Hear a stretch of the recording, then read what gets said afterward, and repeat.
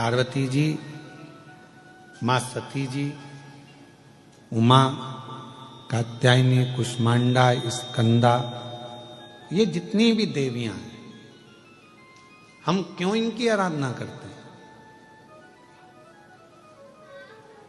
कभी आप लोगों ने विचार करा कि माता जी की हम लोग आद्य शक्ति दुर्गा भवानी की, माँ उमा की, माँ कात्यायनी की, चंद्रघंटा की, स्कंदा की, इन माताओं की आराधना हम क्यों करते? क्यों माँ अंबा जगदम्बा की हम आराधना करते हैं? कभी आप विचार करें, करिएगा विचार।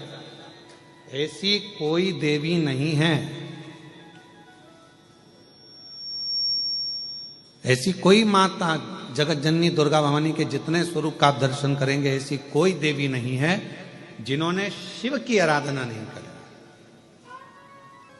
और ऐसी कोई देवी नहीं है जिन्होंने शिव से वर प्राप्त ना करा।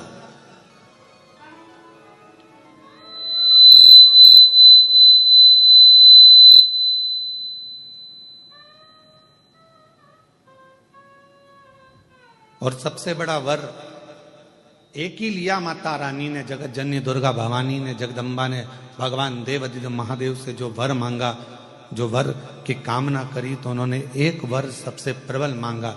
उन्होंने कहा, हे भोलेनाथ वर दीजिए, जब आद्य शक्ति इस देवी की मूर्ति की कोई दर्शन करे, उस पर शिव की कृपा आद्य शक्ति के साथ सदा बनी रहे, ये वर दीजिए। मतलब फिर वही विद्येश्वर संहिता का संवाद आ गया।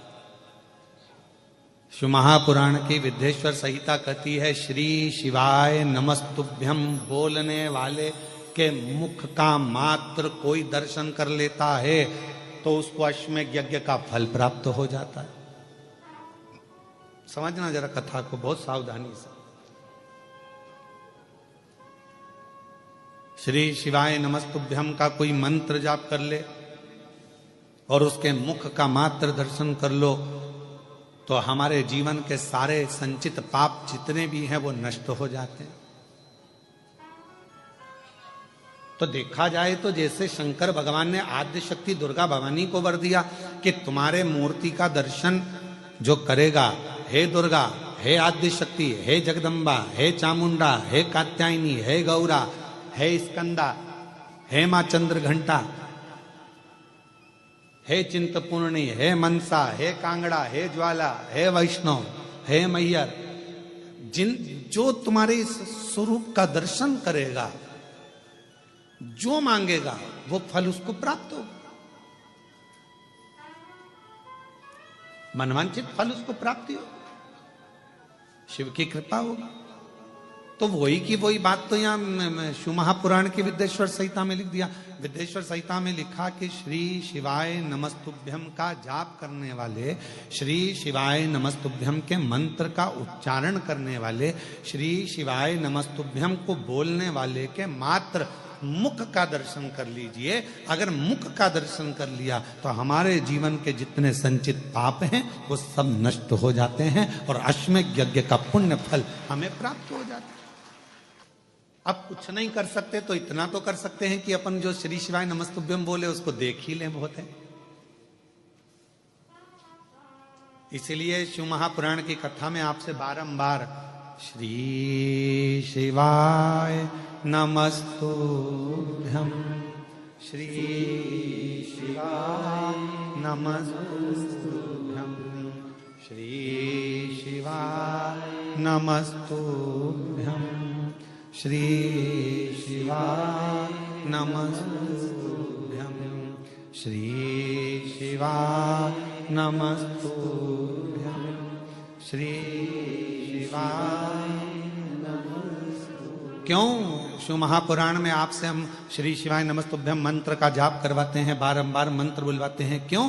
क्योंकि आप जब मंत्र का जप कर कर कहीं से भी निकल कर जाओ, घर जाओ, परिवार में जाओ, किसी रोड पर से निकल कर जाओ, किसी मार्ग पर से निकल कर जाओ और आपके चेहरे का भी यदि कोई दर्शन कर ले और वो कोई अच्छे कार्य के लिए जा रहा हो तो आपके चेहरे का दर्शन करके उसका कार्य सफल हो जाए। ये श्री शिवाय नमस्तुभ्यम के मूल सार है,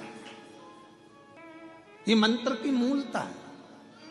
एक श्री शिवाय नमस्तुभ्यम मंत्र। तो यहाँ आद्य शक्ति दुर्गा भवानी वो कहते हैं ना कि आप व्यस्त हो तो समझ लो कि सबसे ज्यादा मस्त हो। आप व्यस्त हो तो समझ लो कि सबसे ज्यादा, जम के बोलो जरा, मस्त हो। और आप किसी की खुशियों को देखकर त्रस्त हो तो समझ लो काय के मस्त हो। किसी की खुशी देखकर कोई अच्छे पद पर बैठ गया, कोई अच्छी कुर्सी पर बैठ गया, कोई अच्छे पद पर पहुंच गया, कोई औहदे पर पहुंच गया, कोई बहुत अच्छा काम कर लिया, किसी ने बहुत अच्छा कार्य कर लिया और उसको देखकर आप अंदर ही अंदर से त्रस्त हैं, तो फिर काय के मस्त है, काय के मस्त। इसलिए शिव महापुराण की कथा कहती है कि भगवान से प्रार्थना करा करो कि मुझे व्यस्त रखना। अगर मैं व्यस्त नहीं रहूंगा तो लोगों की अवगुण देखूंगा, लोगों के गलत गलत भाव देखूंगा, अच्छा ही नहीं देख पाऊंगा। इसलिए मुझे व्यस्त रखना, व्यस्त। आप व्यस्त हो तो समझ लो कि आप मस्त हो। और यदि दूसरे की खुशियां देखकर आपका मन त्रस्त हो रहा है तो फिर ऐसी मस्तता किसी काम की नहीं। शिव महापुराण की कथा कर रही है, भगवान शंकर का चरित्र कर रहा है। मेरी जितनी आद्य शक्ति दुर्गा भवानी, मेरी माँ जगतजननी, पार्वती माँ, जितनी माता हैं, ये कहीं ना कहीं शिव की स्तुति करती हैं और शंकर भगवान इनको प्रेरणा देते हैं कि किन असुर का संहार